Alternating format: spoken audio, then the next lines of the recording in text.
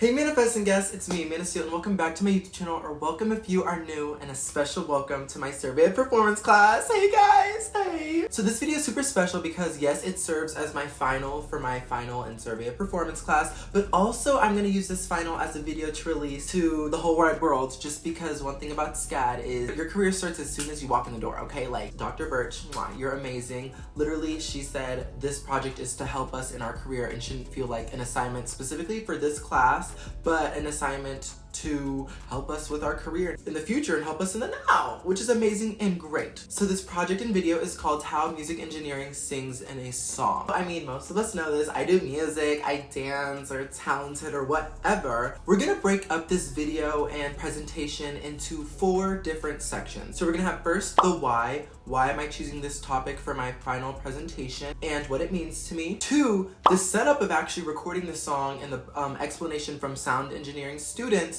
of why they do things to make things sound good. 3, we're gonna do a comparison of my raw live vocals, slightly mixed vocals, and then the fully mixed product. And 4, we're gonna tie it and wrap it with a nice cute bow. We're gonna talk about how it's relevant to the class, and then we're gonna also talk about how the listener is supposed to feel and how the listener takes in the song. So without further ado, let's get into the why I'm doing this project. As I mentioned before, I dance, I act, I sing.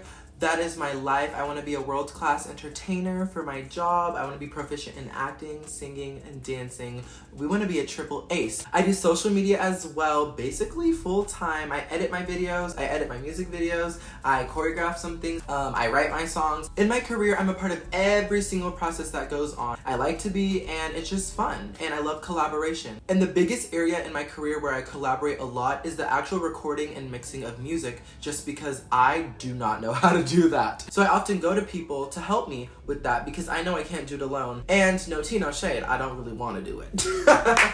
But even though I may not like doing it, I do need to know and have an idea of what to say, what to expect, and what to hear when I'm listening to a mix that I get back. That way I can know oh, that's not supposed to sound like that, or ooh, could you change the reverb, or ooh, could you take off the auto-tune and pitch correction, I need to know those terms, that way I can effectively communicate with the mixer and we can come up with a product. And so I'm really super duper glad Dr. Burch let this project be very, very open, because this is something I would have had to do anyway if I wanted to be a successful artist and, reach my audience the way I want to. So I'm super duper grateful for that. The mixing and mastering of a song is very, very important. If the lyrics are great, the beat sounds great, but it's just not mixed together well, the audience might not receive that. You can be the best singer in the world, but if it just sonically doesn't sound right to the audience, they're not gonna want to listen to it because it doesn't sound right. But let's go ahead and get into the explanation / setup part,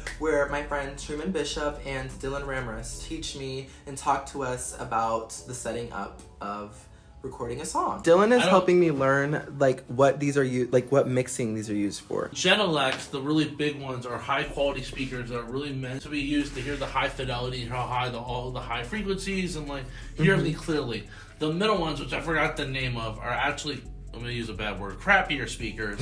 They're supposed to mimic little small crappy speakers and lower quality speakers. If it sounds good on both, your translation across mediums is good. It should sound good at high quality, bad quality, phone, headphones, everything. You have to reference how the consumer listens. So if you're an engineer, you need to mix your music 5 billion times and listen to it. Let me clarify. You mix it once and you check on everything. You're not doing a mix. Actually, well, yeah, don't mix it. That would be scary. That's concerning. That would be scary. Then you'd be like Dylan, because Dylan likes to mix his things 5 billion times.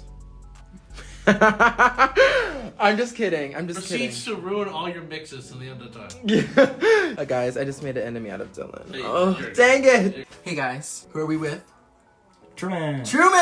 Today we are recording Pack It Up. Good vibes only. Guys, there's cats. Oh, did y'all see that? No! She's been nabbed. The cat's out of the bag, y'all. Truman is just, working on some of the settings. He's on BrainWorks. And that's basically, he said, to help me sound better whenever I hear the feedback as I'm singing. And if you can see right there, that's me talking right there on the side. I was just doing some singing stuff so Truman can really see what plugin and stuff like that is gonna be best for my voice, all that great stuff. Give me some vocals. Pack it up, I've written and I've called and I've tried to reach you. Pack it up, We're growing and we're gonna survive without you. Since you were gone, how'd I move on? What about us? Okay, we got the auto-tune set up because Truman said that I'm flat and like can't sing on key. I'm just kidding. I'm just kidding. But that's the auto-tune just to like check out things, to make sure everything's sonically sounding well and good. Okay, so now that you've seen a little bit of the behind the scenes process of what it's like to set up for recording vocals and stuff like that, they throw out some big fancy terms, okay? Let's do a comparison of the raw vocal fresh from my pipes, no auto-tune, no plugins, no nothing. Then we'll move on to the lightly mixed version where there's a few plugins simply for recording purposes and so I can hear myself, aka the demo version. And then lastly, we'll compare the final version that's meant to be listened to the public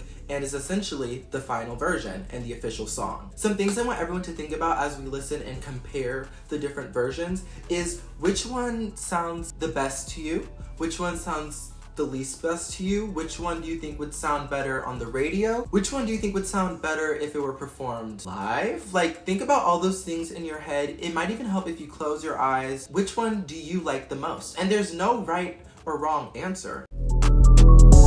What could have happened? You hugging me, no black and no white. Say bye family, pack it up, bye. We're growing and we're gonna survive.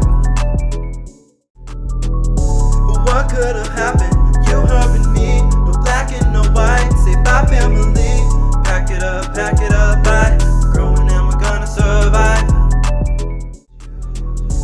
What could have happened? You hugging me, no black and no white. Say bye family, pack it up, bye. We're growing and we're gonna survive.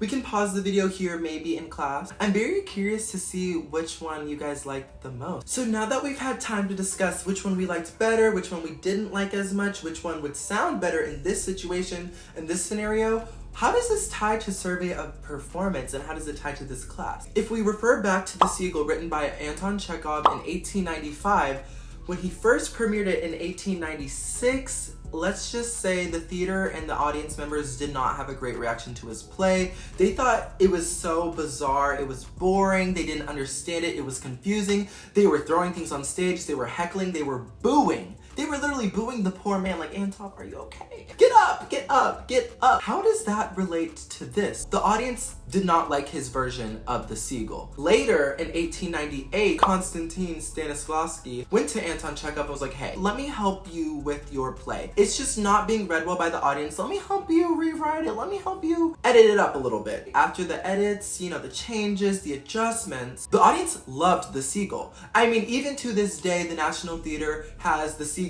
on their website. Like, it became a hit. And it's just because Anton Chekhov had someone else come in. It was like, how do we make this more palatable for the audience? And it's the same exact thing in music. You may need someone else to come in, clean up the mix, put their expertise in it, re-deliver it to the audience, and they might eat it up. It's the same way artists sometimes remaster their old songs. They remaster it and make it sound to be more palatable to the current. It's one of the things I prioritize in my career because if I sing well, that's great. If I dance well, that's great. Let's say they can't see me dancing. They only can hear my voice and my voice doesn't just sonically sound good. That's all they have to go off of. They won't like the song, and then they probably won't like me. So if they don't like the song and don't like me, then I don't have a career. I really appreciate you guys so much for watching this video. Thank you, class, so much for this fun, amazing quarter. I really love this class. Low-key, hashtag my favorite class this quarter. I really hope you guys found this video as educational as I did. Going through this process was really cool, and I was gonna have to do it eventually, and I'm really, really glad I got to multitask and use this as a final project and a huge learning curve in my career. But anyways, thank you guys so much for watching this video, and I will see you in the next video. Bye! Please give me an A! Please give me an A, Dr. Burch, please!